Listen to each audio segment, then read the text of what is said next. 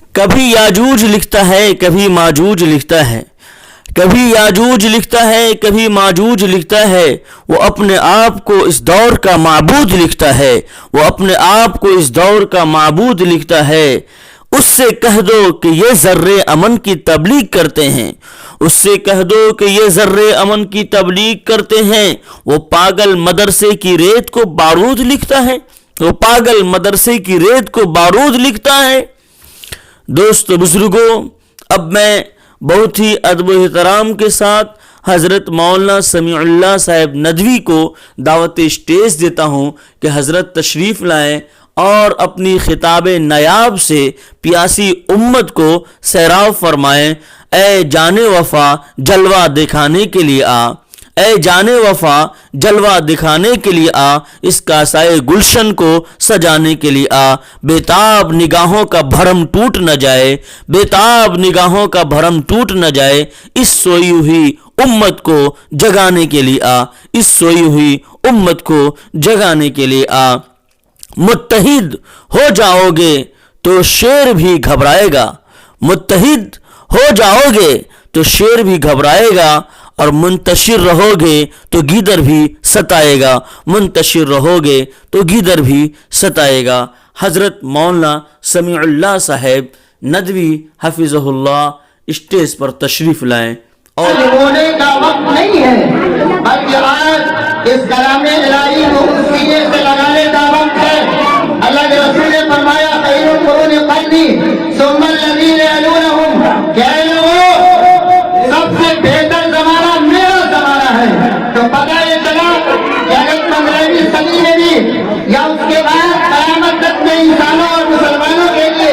اگر اس سرزمین پر، اس دھرتی پر اگر رحمت ہدایت اور رشد و ہدایت کی کوئی کتاب ہے تو اس سرزمین پر قرآن پاک ہے۔ اور قرآن پاک کا پڑھانے والا وہ سعد بن وقاص کا غلام ہوگا، قرآن پاک کا پڑھانے والا وہ حضرت عمر خطاب کا غلام ہوگا، سیدنا سرکار محمد عربی صلی اللہ علیہ وسلم کا سچا خادم اور غلام ہوگا۔ پتہ یہ چلا کہ حالات کروٹ لیں گے، حالات بدلیں گے، بلکہ میں تو یہاں تک کہتا ہوں کہ اس میں زمین پر اگر کسی سے ڈر ہے، کسی کو یا چٹائی بیٹھنے والوں سے ڈر ہے، ان کو اگر ڈر ہے تو ایسے ناخواندہ اور ایسے جن کے پاس مال نہیں، جن کے پاس اسباب نہیں، جن کے پاس جائیداد نہیں، جن کے پاس ثروت نہیں، جن کے پاس حکومت نہیں، اتنی فقراء کی زندگی گزارنے کے باوجود آج حکومت نہیں بلکہ مقامی نہیں، بیرون اور بین الاقوامی سطح پر صرف اور صرف اس کی نگاہیں پہ ایک مدارس کی طرف ہے۔ یاد رکھیے گا یہ مدرسے، یہ 4-5 بچوں کا ہی ہونا اور ان حافظ کو تیار کرنا یہ معمولی چیز نہیں ہے۔ یہ یاد رکھے بھارت کے مسلمان کہ جس دن یہاں سے مدارس کا نظام ختم ہو جائے گا، اور یاد رکھے یہاں سے مکتب کا نظام ختم ہو جائے گا، مدارس بند ہو جائیں گے، جس کو ہمارے حضرت علی میاں نبی رحمۃ اللہ علیہ نے آج سے 40 سال قبل برما کی سرزمین پر جا کے کہا تھا، اے برما کے مسلمانوں یاد رکھنا، تم اپنی دعوت کو مت چھوڑنا، اپنے مدرسے کو مت بند کرنا، اپنے مکاتب کو مت بند کرنا۔ یہ جو ہے یہ نبی کا مشن ہے، یہ صحابہ کا مشن ہے، یہ بزرگوں کا مشن ہے، یہ علماء حق کا مشن ہے۔ اس لیے کہ مال والے رضوان سن کر سنو، اگر آپ کو مال پہ ناز ہے تو اللہ نے قارون کے خزانے کو قصبنا من الارض، اللہ تعالیٰ نے اس کے خزانے کو دھسا دیا۔ اگر کسی کو حکومت پہ ناز ہے تو اللہ نے فرعون کی حکومت کو بھی ضبط کر دیا، اور جو حضرت اعلیٰ کا دعوت کرتا تھا۔ پتہ یہ چلا بڑی ضرورت ہے، مجبوری کا نام اسلام نہیں ہے، مخونی کا نام اسلام نہیں ہے، بلکہ مضبوط ہوئیے اور قیادت سیادت اور رہنمائی اس قوم میں ہونی چاہیے کہ مدارس کی اس کی نسبت مسجد نبوی سے براہ راست ہے، وہ ہر اعتبار سے ہوگی، علمی اعتبار سے بھی ہوگی، روحانی اعتبار سے بھی ہوگی، قیادتی اعتبار سے بھی ہوگی، ہر استر سے اسی مدارس کے لوگ کریں گے۔ لوگ مدرسے کو سمجھتے کیا ہے، علماء کو سمجھتے کیا ہے۔ اگر یہ مدارس نہ ہوتے تو اس ملک کا ایک باشندہ آزاد نہ ہوتا، اگر یہ مدارس نہ ہوتے تو یہاں کے لوگ غلام ہوتے، یہاں کے لوگ کس حالات سے دوچار ہوتے۔ وہ حالات گواہ ہے۔ پتہ یہ چلا کہ جب بھی حالات کروٹ لیتے ہیں، جب بھی حالات درجہ کے زندان عشق، ایک ہاتھ میں شریعت کا جام ہوگا، دوسرے ہاتھ میں دنیا کا جام ہوگا، اور دونوں کو ملانے کا نام اسلام ہے۔ اسلام میں تفریق نہیں ہے۔ وَمَا خَلَقْتُ الْجِنَّ وَالْإِنسَ إِلَّا لِيَعْبُدُونِ، نیتوں کی اصلاح پر اور نیتوں کی بنیاد پر، انما الاعمال بالنیات کی بنیاد پر اللہ تعالیٰ فیصلہ کرتا ہے۔ پتہ یہ چلا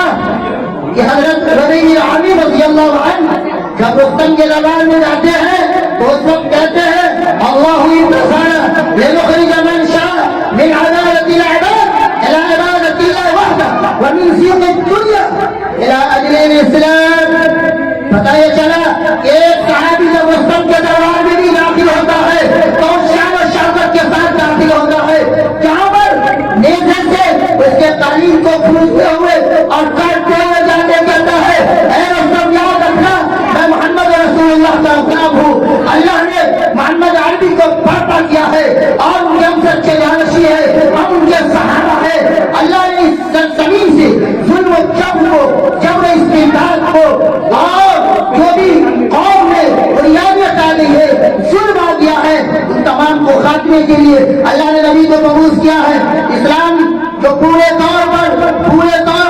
جزیرۃ العرب اور بیرون جزیرۃ العرب میں بالکل غالب آ چکا ہے۔ تمہیں یاد رکھنا چاہیے کہ اس دعوت کو قبول کر لو۔ صحابہ کی وہ جماعت ہوا کرتی تھی جب وہ صحراؤں میں جایا کرتے تھے، یا ایھا الحیات کہتے تھے جانور راستہ چھوڑ دو۔ پتہ یہ چلا وہی صحابہ کے جانشی یہ مدرسے کے بچے ہیں۔ اس مدرسے کے بچوں کو علماء کو گیلی نظر سے دیکھنے والے مسلمان یاد رکھنا تمہاری نسلیں ایسی ہوگی۔ اگر گیلی نظر سے دیکھا تو 3 منزلہ عمارت پر پہلی منزل پہ کرسچن ہوگا، تیسری منزل پہ بودھسٹ ہوگا، چوتھی منزل پہ یہودی ہوگا۔ یہ میں اس لیے کہہ رہا ہوں کہ تاریخ گواہ ہے جب قوم نے اپنے علماء کی قدر کرنا چھوڑ دیا، حالات سے بالکل مقابلہ کرنا چھوڑ دیا، مدارس کو گیلی نظر سے دیکھنے لگے، مدرسے کے علماء کو گیلی نظر سے دیکھنے لگے، اور یہ کرام کا عزت و حیات جب ان کے دلوں سے نکل گیا تو حالات ایسے بدلے، نہ ان کے ایمان کا ٹھکانا، نہ ان کے دین کا ٹھکانا اور نہ ان کے تہذیب کا ٹھکانا، تمام چیزوں کو فراموش کر دیا۔ پتہ یہ چلا کہ اگر ہم سب چاہتے ہیں، عزت چاہتے ہیں، اکرام چاہتے ہیں تو علماء کا اکرام کیجیے۔ العلماء ورثۃ الانبیاء، لوگوں نے کیا لگتا ہے آپ کو یہ چھوٹا سا مدرسہ ہے؟ نہیں، حضرت کی پانی کی محنت ہوگی اور حضرت کی سرپرستی ہوگی، کوئی بحث نہیں ہے کہ ایک حضرت مولانا قاسم نانوتوی رحمۃ اللہ علیہ نے ایک چھوٹے سے ادارے کو قائم کیا، آج اس کی شاخیں پوری دنیا میں ہے۔ حضرت مولانا سید محمد المیل نے پورے دنیا میں اس کا پیغام پہنچا ہے۔ پتہ یہ چلا مدرسہ کوئی بڑا چھوٹا نہیں ہوتا ہے کہ محمد سے وفا تو نے تو ہم دیتے ہیں، کہ محمد سے وفا تو نے تو ہم تیرے